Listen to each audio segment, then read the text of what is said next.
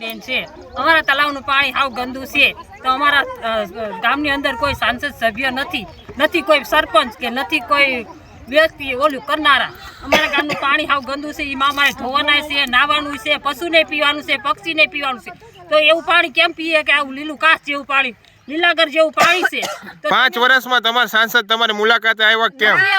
નથી આવ્યા 5 વર્ષ થયા નથી આવ્યા ચૂંટણી લડીને વયા ગયા છે।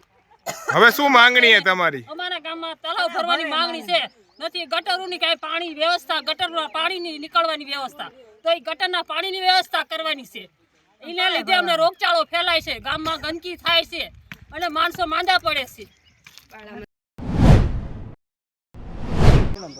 મારું નામ ચેતનાબેન પટેલ છે હું મોટા મવામાંથી મહિલા સંગઠન અધ્યક્ષ છું। અમારો પ્રશ્ન છે પાણીનો। પાણી અમારે મોટામાં મોટો 15 વર્ષથી પાણીની સામે ઝઝૂમીએ છીએ। ટૂંકમાં તો આખો એરિયા બન્યો ત્યારથી પાણી છે જ નહીં। પાણીની લાઈન પણ પહેલાં નહોતી, હવે 1.5 વર્ષ પહેલાં પાણીની લાઈન નખાણી છે તો હવે પાણીની લાઈન કોઈ ચાલુ નથી કરી દેતું, નથી રોડ રસ્તા સરખા, નથી લાઇટો બંધ પડી હોય ત્યાં 2 વર્ષથી લાઇટો બંધ પડી છે। તો આનું કારણ શું? કેવડી તમે અમારી જગ્યાએ ઊભા રહીને જુઓ કે તમે આ તકલીફ વેઠશો। જો તમે તકલીફ વેઠવા તૈયાર હોય તો અમે વેઠવા તૈયાર છીએ, નકર અમારી તકલીફ દૂર કરો। અમને એમ થાય છે કે એક સ્ત્રી બીજી સ્ત્રીનું સમજે પણ અમને સમજો, કેમ કે અમારે બધું પાણીની હવા પાણી ખોરાક 3ની જરૂરિયાત છે। હવે અમને પાણી જ ન મળે તો ખોરાક કેમ કરીએ? અમારું મેનેજમેન્ટ આખું બગડી જાય છે। રેન્ટ ઉપર રહેતા હોય કઈ રીતે બિચારા પૂરું પાડતા હોય તો થોડુંક તો તમે કોકની તકલીફને સમજો। મોદી સાહેબ કહે છે કે નારીનો અધ્યક્ષ એને પહેલાં હોદ્દો આપ્યો છે તો અમને આ હોદ્દો આપ્યો છે તો અમારો અધિકાર છે બોલવાનો। અમે મોદી સાહેબ સુધી આ સંદેશ પહોંચાડવા માગીએ છીએ કે અમારી તકલીફને દૂર કરો, અમને પહેલાં પાણી આપો બસ। અમે પાણી વગર ખૂબ જ હેરાન છીએ। પાણી નહીં મળે તો મતદાન નહીં આપીએ।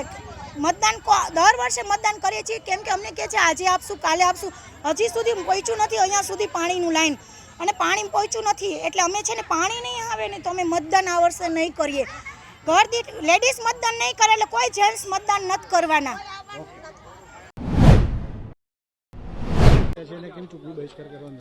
ચૂંટણી બહિષ્કાર માટે કીધું તો પહેલાં જે પ્રમાણે જે કીધું છે એ જ રીતે કે રોડમાં ખાડા પડી ગયેલા છે, અમને લોકોને વાહનોને પણ નુકસાન થઈ રહ્યું છે। આજે નવા ઘરો અમે લીધા છે, ગાડીઓ નવી વસાઈ છે, કોઈ પણ તમે જુઓ છો કે અમારી ગાડીઓ પણ જૂની થવા લાગી છે આટલા ઓછા સમયમાં। પ્લસ પાણી ભરાઈ જાય છે, ખાડાઓમાં ખાડા પાણી જ્યારે ભરાઈ જાય છે ત્યારે ખાડા પણ દેખાતા નથી। પ્રોબ્લેમ એ થઈ રહ્યો છે સાપ ને એ તો અમારા માટે નોર્મલ થઈ ગયા છે કે નીકળે છે અહીંયા એટલા લાઇટોના લીધે અંધારામાં ખબર પડતી નથી। ઘણી વખત એવો થાય છે કે કોઈને કોઈ આવી જાય છે કે દર વખતે કોઈ બચાવવા નહીં આવે કોઈ છોકરાને। પ્રશાસન ત્યારે જ આવશે જ્યારે કોઈનું ઘરનું વ્યક્તિ જ્યારે જતું રહેશે ત્યારે પ્રશાસન સાંભળવા આવવાનું છે, ત્યાં સુધી પ્રશાસનની આંખો નથી ખુલવાની। જિગીશા ટોકે ગામની વતની છું, મારું નામ મનીષાબેન પટેરિયા છે। અમારા ગામમાં સાંસદ કોણ છે એ જ અમને લોકોને ખબર નથી। આજે તો મહિલા ખૂબ રોષે ભરાણી છે। તળાવમાં પાણી જુઓ પીવા લાયક નથી, પશુને પીવા લાયક નથી, માણસને કપડાં ધોવા લાયક નથી, છતાંય બહેનોને ઘરે ધોવે એવું નથી ને તો આ ગંદા પાણીમાં ધોવા પડે છે। અને ચામડીના રોગ એટલા બધા ખરજવા ધાધર એવું બધું ફાટી નીકળ્યું છે। તો આરોગ્યના સાંસદ કોણ છે ગામમાં ક્યારે આવ્યા નથી, અમે કોઈ ઓળખતા નથી। અને હવે તો આ ભવિષ્યમાં એવું કરવા માંગવી, હવે ચૂંટણી આવે ને તો કોઈ બેનો મત દેવાના જ નથી, એ અમારો નિર્ણય છે। ચૂંટણા પછી એકે વખત સાંસદ તમારા ગામમાં મુલાકાતે આવ્યા? ના, ભાયરા જ નથી।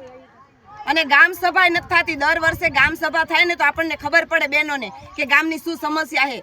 ખાલી સાઇન કરીને ગામ સભા પૂરી કરે છે, ઢોલ વગડાવો પડે, કાયદેસર સભા થવી જોઈએ તો ખબર પડે કે બહેનોને શું સમસ્યા છે, એના વિશે શું સભા છે શું કંઈ બહેનોને ખબર જ નથી।